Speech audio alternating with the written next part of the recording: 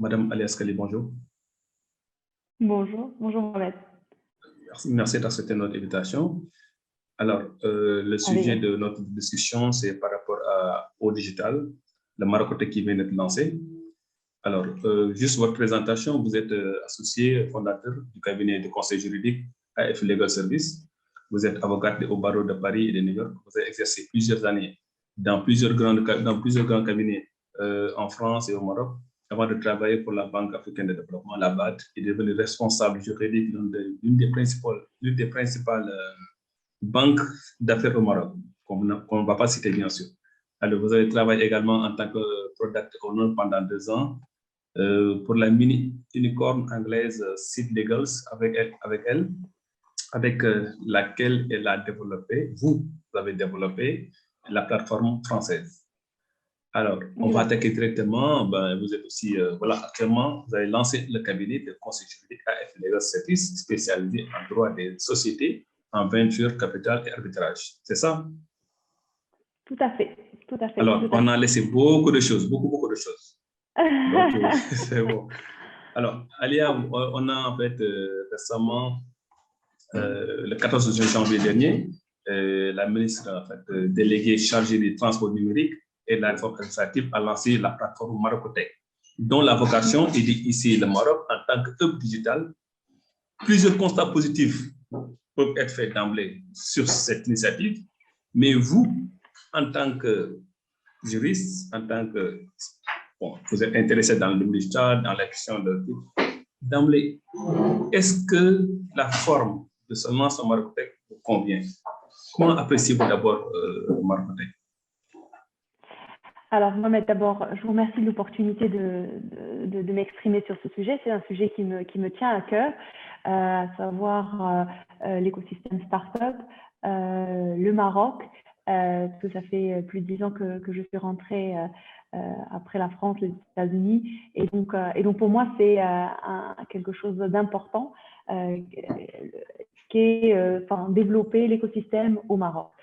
Alors, donc, je ne peux que saluer de ce fait toutes les initiatives qui ont été lancées par le nouveau gouvernement, que ce soit la marque Marocotech ou les autres initiatives d'ailleurs qui ont été lancées par l'ancien gouvernement, dont Tatoué Startup par le ministre de l'Industrie, l'ancien ministre de l'Industrie, M. Moulay Hafed El Alami.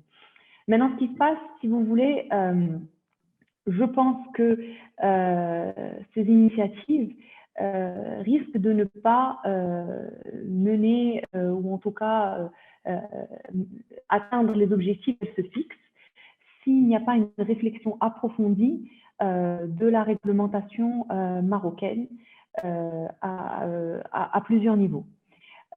Aujourd'hui, Marocotech se veut une marque marocaine qui est tournée vers le digital, qui veut promouvoir l'écosystème startup, pas uniquement, mais pour ce faire, il faut revoir la réglementation marocaine. Et si cela n'est pas fait, malheureusement, j'ai peur que ça ne soit qu'un effet d'annonce et que l'initiative s'essouffle dans le temps. Et je trouve ça dommage. Compte tenu du potentiel humain que nous avons ici au Maroc, aux États-Unis et ailleurs,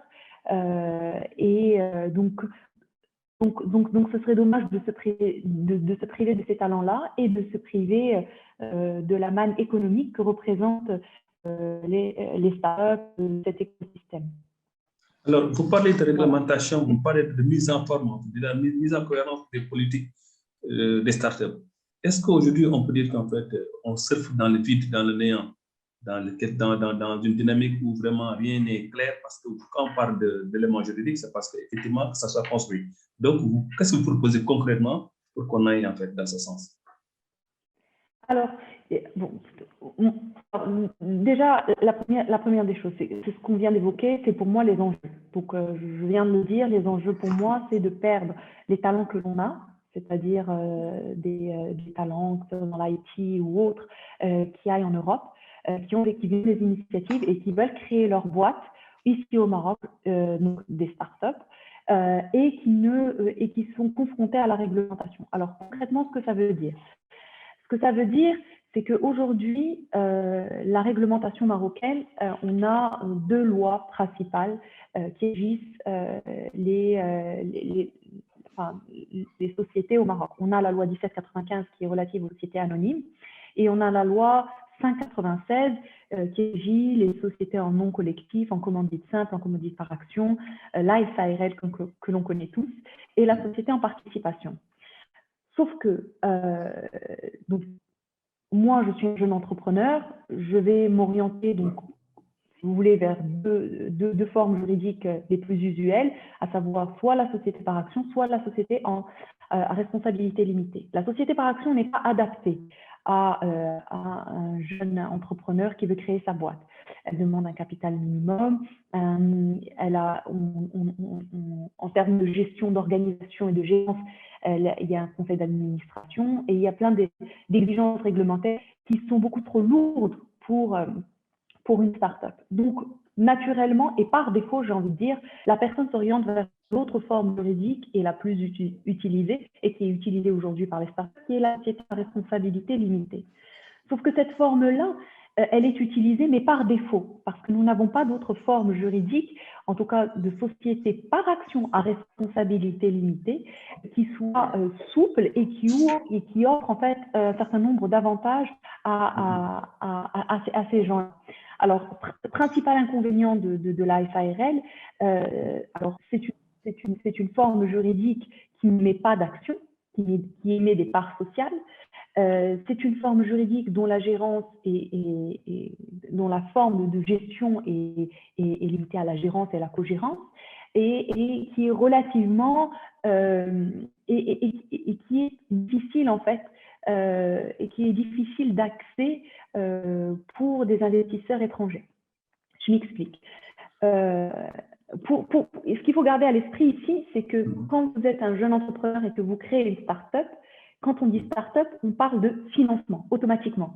C'est une boîte, elle n'a pas d'argent, il faut qu'elle intéresse des investisseurs, etc. Donc, moi, quand je vais créer ma boîte et que je vais très vite me retrouver j'ai besoin d'intéresser mes salariés ou accueillir un investisseur dans le tour de table, cet investisseur-là, qu'il soit marocain ou étranger, ne voudra pas investir dans l'ASARL. Pourquoi? Parce que c'est une société à part qui émet, comme je l'ai dit précédemment, des parts sociales et non pas des actions. Et les parts sociales, si vous voulez, il y a un droit de préemption des autres actionnaires. La gérance, elle est difficilement contrôlable. Donc très vite, la start-up va se retrouver contrainte d'évoluer à défaut en société par action, qui n'est pas non plus, comme je l'ai dit, le choix idéal parce qu'elle est beaucoup trop rigide et que pour une start-up, elle n'a pas besoin de cette rigidité-là au moment de sa création et ni même au moment de son évolution. Alors, est-ce que… Oui, allez-y, oui. Non, donc tout ça pour dire, pour résumer, aujourd'hui, si vous voulez, il y a deux points à retenir. Le premier, c'est de dire que, les formes juridiques offertes par la réglementation marocaine ne permettent pas à une start-up, ne permettent pas à une start-up comment dirais-je, ne porte pas la forme juridique idoine, d'accord? Donc, à défaut, les start-up se tournent vers une SARL, mais très vite, elles se trouvent contraintes d'évoluer vers une SA si elles veulent accueillir un investisseur étranger ou même quel que soit un investisseur quelconque.